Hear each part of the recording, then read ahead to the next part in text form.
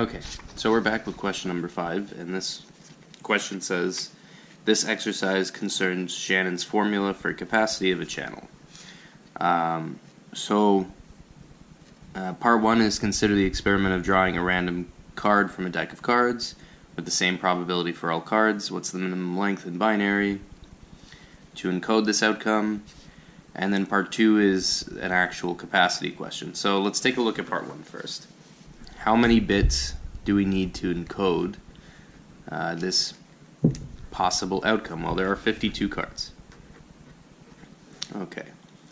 So essentially I have 52 unique characters that I need to be able to represent in binary. Binary has 2 unique characters, so 2 to the power of length must be greater than or equal to 52. Okay, in this case it's sufficiently simple so we don't really need to consider the logs, but think about it this way. If L equals 5, I have 32 cards, which is not enough. If L equals 6, I have 64 cards. So this one's simple enough that trial and error, we know L must equal 6. So okay, that's that problem solved. The transmission channel has a bandwidth of 2000 Hz. If the noise level is 20, what should this signal strength be? I should drink more coffee. So that the channel capacity is at least 2000 bits per second. Okay, so this is just simply put C equals B log 1 plus S over N. Okay, I have C, I have B, I have N, but I don't know S.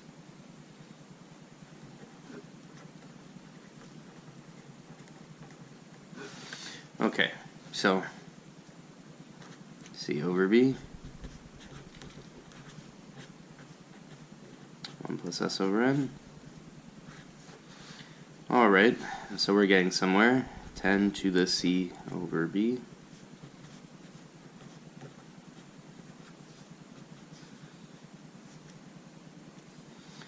So then S is equal to N.